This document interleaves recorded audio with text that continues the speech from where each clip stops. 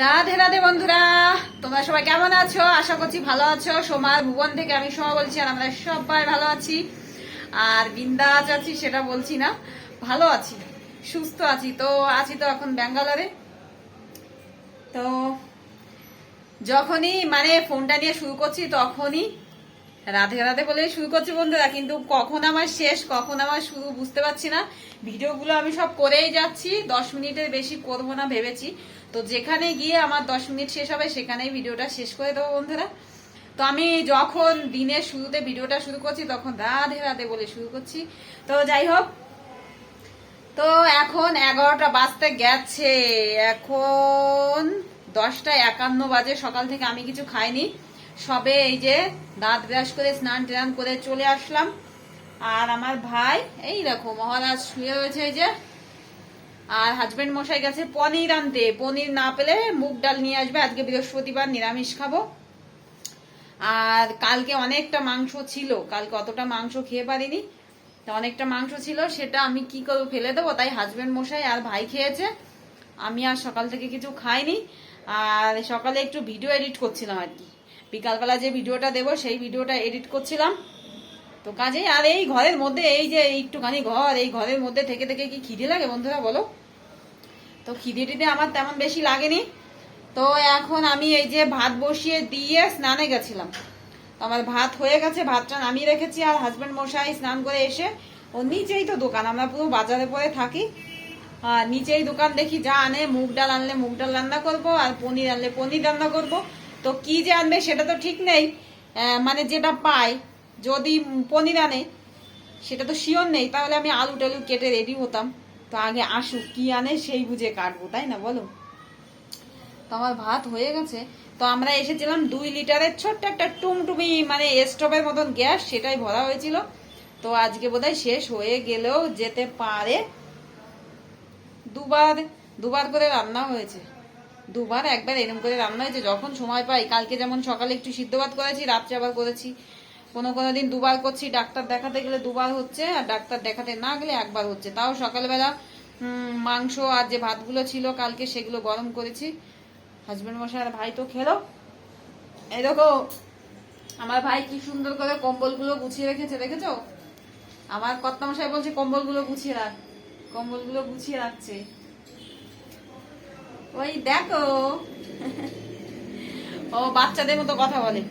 ডাক্তারে ওকে দেখে বলেছে ওর মেমোরি হচ্ছে, ও তো বাচ্চাদের মতন। অ্যাকচুয়ালি বড় হয়েছে কিন্তু ব্রেন বাচ্চাদের মতোই রয়ে গেছে। তো যাক, বাচ্চার থেকে একটু বড় করার জন্য এসেছিলাম অনেক আশা নিয়ে, সেটা তো হলো না বন্ধুরা। তো বাবা মার ভীষণ মন খারাপ। আমার মার আজীবন লো প্রেশার থাকে, মার এখন টেনশনে হাই প্রেশার হয়ে গেছে। তো বাবা মাকে কি কি করে যে সান্ত্বনা দেব বুঝতে পারি না জানো। তো যাক, এ প্রসঙ্গ সে প্রসঙ্গ নিয়ে কথা বলি, এই আর কি, কি আর করবো। বাবা মার খুব মন খারাপ হচ্ছে, সেটা তো বুঝতে দিচ্ছে না আমাদের, আর আমি বুঝতে চাইছি না। ওরা যে কষ্ট পাচ্ছে সেটা আমি জানি, কিন্তু আমি যদি সেটা বলি না তাহলে তো আর ওদের আর রক্ষা করা যাবে না, কান না করে পাগল হয়ে যাবে। ওই জন্য আমি যদি এইসব প্রসঙ্গে আসে উল্টে অন্য প্রসঙ্গে চলে যাচ্ছি, হাসি মজাক করে উল্টে দিচ্ছি। কিন্তু আমার ভীষণ কষ্ট হচ্ছে। আমি কালকে তো ঠাকুরকে এত বলছি, ঠাকুর তুমি আমার বাবা মাকে অন্তত সহ্য ক্ষমতা দিও। আমার ভাই যেরকম ছিল সেরকমই থাক, ভাইয়ের তো আর কোনো রোগ ব্যাধি নেই, ওটাই সমস্যা আর কি।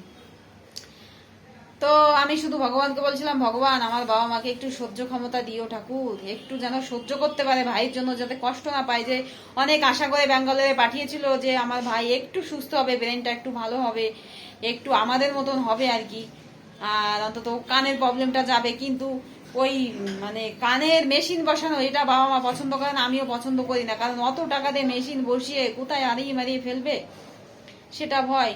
তো যাক, এখন বাধ্য হয়ে মেশিনই বসাতে হবে, কিছু করার নেই। এইসব কারণ নিয়ে মনটা খারাপ।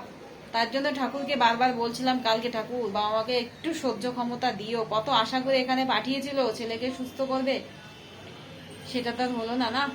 তো যাক, যা আছে আমার ভাইয়েরও চলার মতো আছে, কিন্তু যখন বাবা মা থাকবে না তখন ভালোই সমস্যা। যাক, ভগবান যা করে মঙ্গলের জন্য করে, ভগবানের পরে ছেড়ে দিই, ভগবান যা করে সব মঙ্গলের জন্য করে। তো নাও, এর পিছনে নিশ্চয়ই কোনো কারণ আছে, ভাইয়ের হয়তো আগের জীবনের কোনো কাজ আছে যে এই জীবনে এসে এরকম হয়েছে অবস্থা। তো সেই ভুক্তভোগী এখন আমার মা। তো যাক বন্ধুরা, নাও অনেক কথা বললাম, অনেক জ্ঞান দিয়েও ফেলছি মাঝে মাঝে, তো এত জ্ঞান টান দিচ্ছি না দুঃখের সময়। দুঃখটা একটু তোমাদের সঙ্গে ভাগ করে নিচ্ছি, তাহলে কষ্টটা একটু কম হবে। তো নাও, হাজবেন্ড বসে আসুক, তারপরে একটু কি ফি রান্না করি দেখা যাক। আর এখন মনে হচ্ছে একটু কিছু মিছু খাই, তো এখন আর কিছু খাবো না, একবার তরকারিটা করেই খাই। হ্যাঁ, এই যে পতিদেব চলে আসলো একটু পরে, তো আমি সেই ফাঁকে আমার আজকে যে ভিডিওটা যাবে সেটা আপলোড করলাম। এই দেখো পনির নিয়ে এসেছে, পনির খাওয়া হবে। কি পটল কাটবো? পটল আলু না? এই দেখো মহারাজ এখানে এসে দাড়িগুলো সেই বুড়ো বুড়ো হয়ে গেছিল জানো না, তো দাড়িটা আজকে একটু কাটিয়েছি বলে টেলে। আর এই যে ভাই, তো না রান্না করি। এই দেখো পনিরটা কেটে নিয়েছি এরকম করে, আর পতিদেব রান্না করবে, আমি হেল্পারি করব। শুরু হয়ে গেল রান্না বান্না বন্ধুরা। তো এই যে পনিরগুলো প্রথমে হাজব্যান্ড মশাই ভেজে নিচ্ছে, আর আমি করছি হেল্পারি। এই দেখো আলু ছুলে নিচ্ছি একটু, আলু আর সবজি টবজিগুলো একটু কেটে দিচ্ছি আর কি।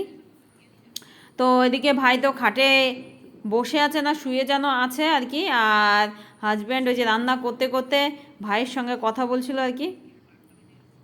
ও ভাই অ্যাকচুয়ালি গান শুনছিল, তাই বলছে হেডফোন দিয়ে শোন। আর আমি এখানে বসে বসে এই যে আলুটা ছুলে নিচ্ছি।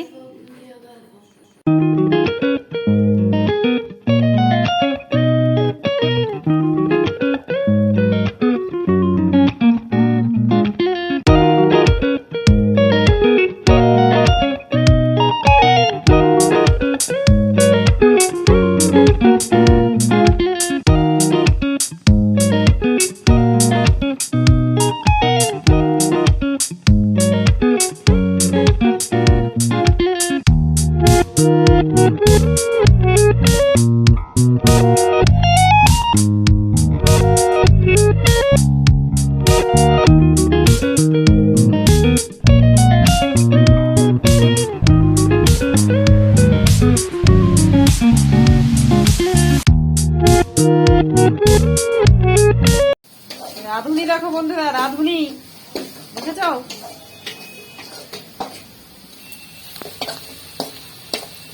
পটল আলু আর হচ্ছে কি গুঁড়ো দিলে গো, হলুদ আর জিরে গুঁড়ো আর কাঁচা লঙ্কা, আর পনির গুলো ভাজা হয়ে গেছে। আর এই যে যা কড়াই, হোটেলের কড়াই, আমাদের বাড়ির না কিন্তু, কড়াইগুলো অ্যালুমিনিয়ামের। পনির গুলো ভাজতে গিয়ে না লেগে যাচ্ছিল, এমনি ফ্রিজের পনির লেগে যাচ্ছিল বলে উল্টা দিকে দেরি হয়ে গেছিল, কিছুটা পুড়ে পুড়ে গেছে অল্পগুলো। একটা টমেটো ছিল, এই যে টমেটো দিয়ে দিচ্ছে। রাঁধুনি পাকা রাঁধুনি বুঝছো, হাত দিয়ে একটু ছুঁয়ে দেবে একেবারে টেস্টি হয়ে যাবে। খুন্তিও আনিনি, একটা হাতা নিয়ে এসেছিলাম, সেই হাতা দিয়ে খুন্তির কাজ হয়ে যাচ্ছে, হাতার কাজ দুটোই একসঙ্গে হচ্ছে। এদিকে এই যে পনির গুলো ভাজা কমপ্লিট। এই দেখো বন্ধুরা, তরকারিটা এই পর্যন্ত এসেছে, আর এখন 12টা বাজতে গেছে। তরকারিটা হলেই হাড়ুম হুড়ুম করে খেয়ে নেবো। আমার খিদে পেয়েছে খুব, সকাল থেকে তেমন কিছুই খাইনি। এক পিস এইরকম ভাজা পনির খেলাম, এই যে এক পিস। তো দেখো রেডিমেড ভাবে রান্না, তাও এটাই ভালো লাগে, দেখেছো সুন্দর হচ্ছে। তো হয়ে গেলেই খেয়ে নেবো একদম, সত্যি বলছি খিদে পেয়ে গেছে, বড্ড খিদে পেয়ে গেছে। একটু ঝোলটা টেস্ট করি কেমন হয়েছে। হ্যাঁ, নামিয়ে দিয়েছি বন্ধুরা, দেখো কি সুন্দর হয়েছে, দেখেছো? পতিদেব একটু ছুঁয়ে দিলে হয়। দারুণ হয়েছে না বলো? হোটেলে বসে নিরামিষ খাচ্ছি, নিরামিষের দিনে পটল দিয়ে আলু দিয়ে পনিরের তরকারি ফাটাফাটি হয়েছে। তো এখানে আমরা মোটেই বেশি বেশি তরকারি করি না বন্ধুরা, একটা তরকারি দিয়েই সেরে দিচ্ছি। আর ওদিকে আমার ভাতও হয়ে গেছে, এই দেখো, এই দেখো এইটুকু ভাতে আমাদের 2 টাইম হয়ে যাবে, কেননা আবার একটু থাকে। তাহলে খাই বন্ধুরা। হ্যাঁ, কি সুন্দর লাগছে দেখো। খেয়ে নি। আমাদের কড়াই দিয়েছে দেখো, তো এখানে আবার ছিদ্র দেখো, এইটার সেই হাতল নেই, আর এইটার হাতল এই যে দুর্বল, এই দেখো। তো যা দিয়েছে এটাই ভালো না। আমরা যখন এসেছিলাম তখন হোটেলে আর কড়াই ছিল না, শেষে অবশিষ্ট এটা ছিল, ওই জন্যই কি করবো, এটা দিয়ে চালিয়ে দিলাম না।